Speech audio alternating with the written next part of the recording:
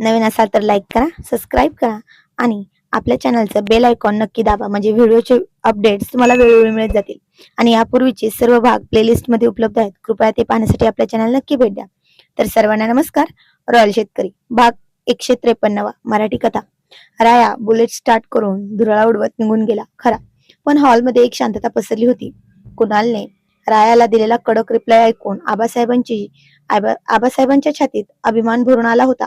पण दुसरीकडे शिवमचा अनुभवी डोळा काहीतरी वेगळंच विचार करत होता. तो नगरच्या मातीत आणि तिथल्या राजकारणाला चांगलाच ओळखून होता. शिवमदाजी काय विचार करताय? कुणालने शांतपणे विचारलं. शिवमने कुणालच्या खांद्यावर हात ठेवला आणि म्हणाला, कुणाल, तू उत्तर तर मर्दगड्यासारखं दिलंस, पण हा राघवेंद्र उर्फ राया साळसूत माणूस नाही रे. नगर जिल्ह्यात त्याच्या बापाची राजकीय पकड मजबूत आहे. अन राया जिद्दीला पेटला की काहीही करू शकतो. आपल्याकडे फक्त 12 दिवस आहेत. आपल्याला गाफील राहून चालणार नाही. चैतन्य पुढे आला.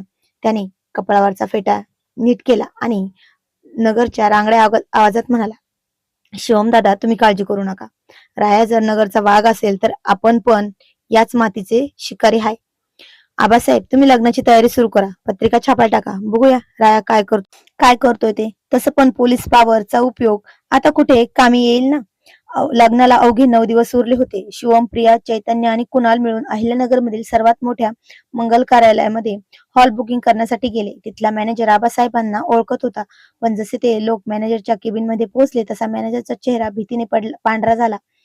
तो हात जोडून म्हणला, शिवमराव, इन्स्पेक्टर चैतन्य, माफी असावी, पण मी तुम्हाला हा हॉल देऊ शकत नाही. म्हणजे काय बोलताय मॅनेजर साहेब? 2 दिवसांपूर्वीच तर तुम्ही म्हणालात की 9 तारखेला हॉल रिकामा आहे. आम्ही ऍडव्हान्स द्यायला आलोय. चैतन्य चिडून म्हणाला. मॅनेजरने आजूबाजूला पाहिल्याने हळूच आवाजात म्हणाला, चैतन्यराव, नगरमध्ये राहायचंय मला. काल रात्री रायाचे कार्यकर्ते आले होते हो. त्यांनी थेट सांगितले, जर आबासाहेबांच्या भाचीला लग्नाचा हॉल दिला तर दुसऱ्या दिवशी हा हॉल जिवंत राहणार नाही. माझी पोरं बाळा आहेत साहेब, मी रायाच्या आडवा येऊ शकत नाही. हे ऐकता शिवमचे डोळे रागाने लाल झाले होते. त्याने मॅनेजरचा कॉलर पकडणार तेवढ्यात चैतन्यने शिवमला शांत केलं. त्यानंतर ते नगरच्या सर्वात मोठ्या केटरर्स कडे गेले. तिथंही तेच उत्तर मिळालं, रायाचा आदेश आहे. तुमच्या लग्नात जेवण बनवायला कुणीही येणार नाही. नगर शहरातल्या एकाही मंडपवाल्याने किंवा बँडवाल्याने रायाच्या भीतीने काम घ्यायला होकार दिला नाही. अवघ्या 9 दिवसांवर लग्न आलं होतं आणि हातात एकही व्यवस्था नव्हती. आकांक्षाला जेव्हा हे समजलं तेव्हा तिच्या डोळ्यात पाणी आलं. ती कुणालला म्हणाली, कुणाल, माझ्यामुळेच तुम्हाला त्रास सहन करावा लागतोय ना. राया खूप डेंजर माणूस आहे हो.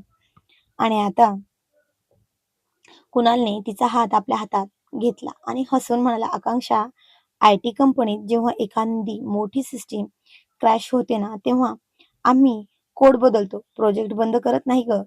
रायाने नगर शहरातले रस्ते बंद केलेत ना, करू दे, पण तो विसरलाय की दाजी कोण आहेत ते.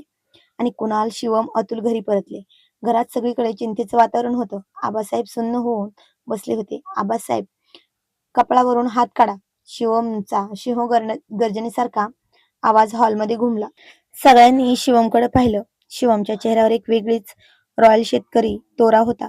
शिवम आबासाहेबांच्या पायाजवळ बसला आणि म्हणाला, आबासाहेब, हा राया काय समजतो स्वतःला?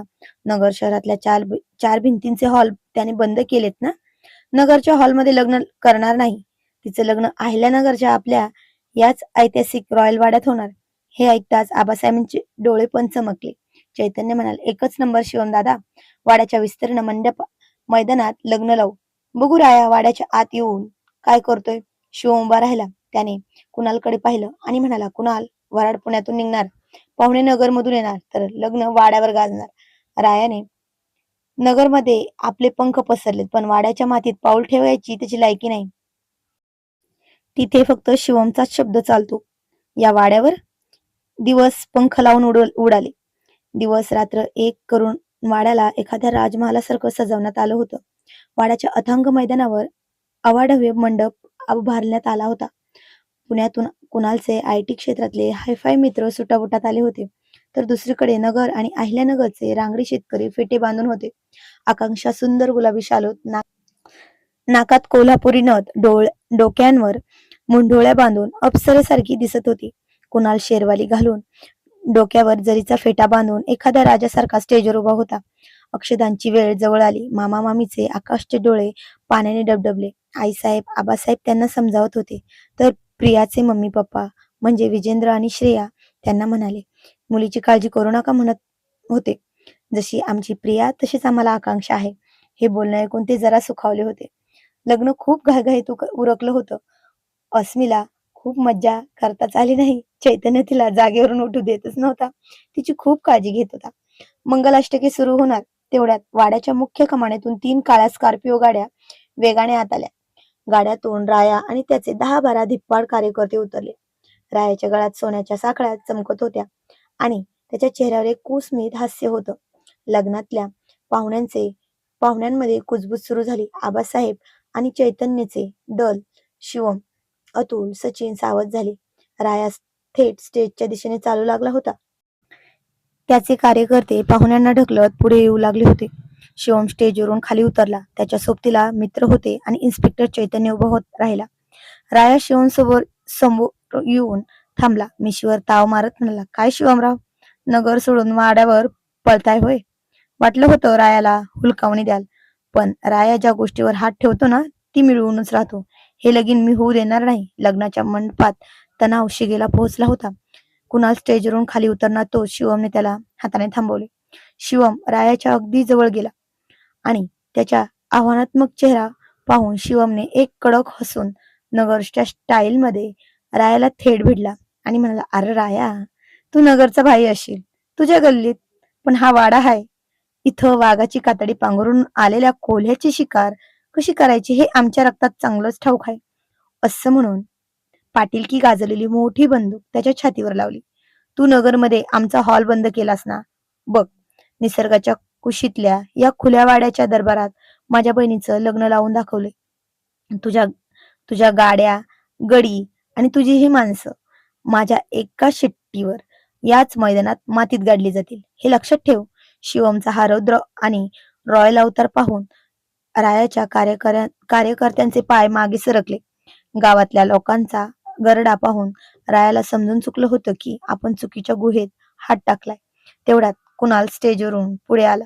त्याने माईक हातात घेतला आणि अख्ख्या मंडपात त्याचा आवाज घुमला. राघवेंद्रजी, विघ्न आणायला आला होतास ना? आता पाहुणे म्हणून आलास आहेस तर अक्षता टाकून जा.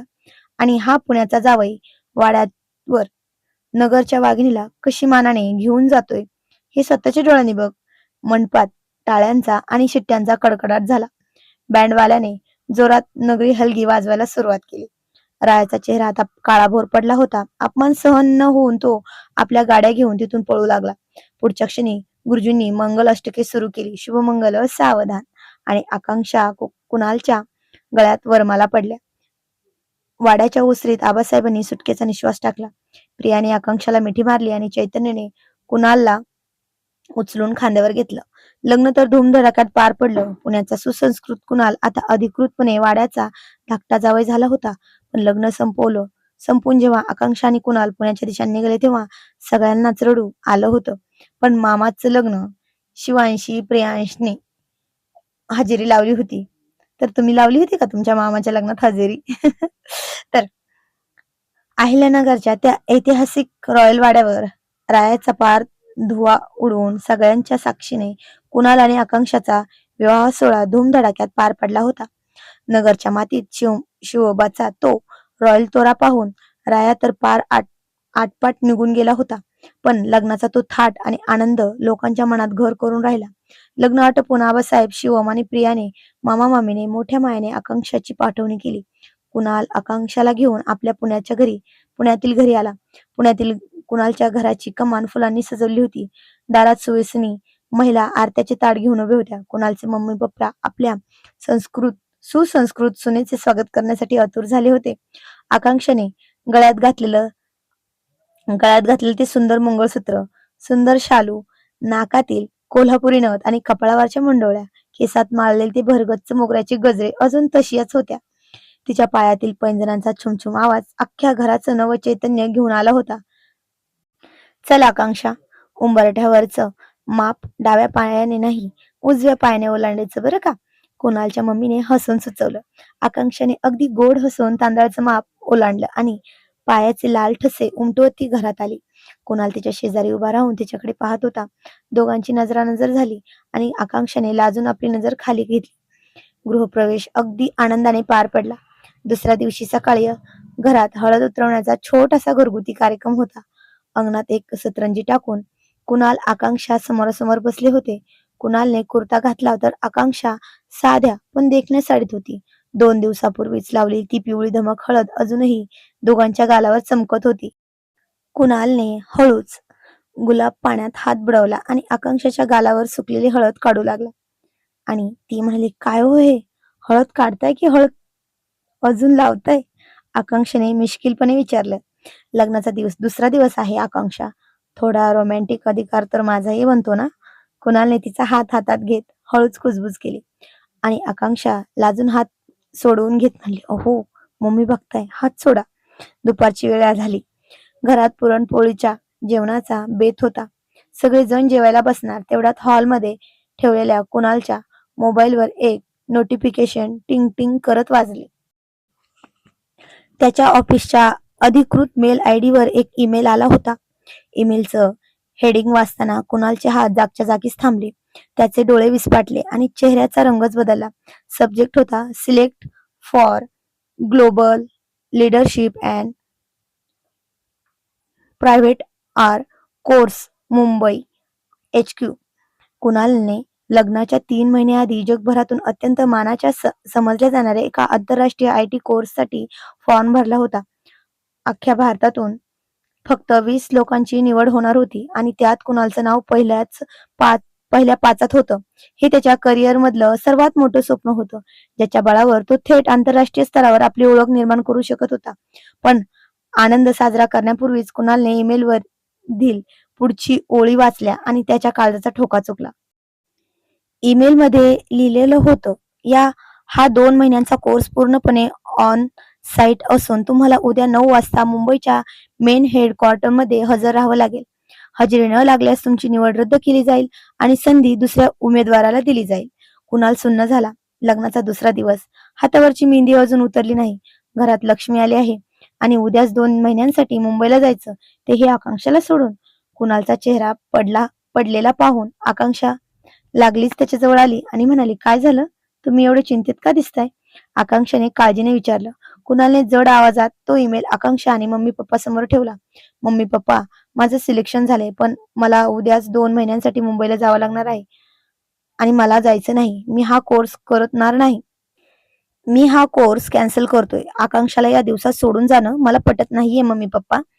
आणि कुणालचे हे शब्द ऐकून हॉलमध्ये एकच शांतता पसरली. मम्मी पप्पा एकमेकांकडे पाहू लागले. लग्नाच्या दुसऱ्या दिवशी नवऱ्याने घराबाहेर जाणं कोणत्याही नवीन नवरीसाठी कठीण असते, पण आकांक्षा ही अहिल्यानगरच्या मातीत वाढलेली आबासाहेबांची भाची शिवमची बहीण होती.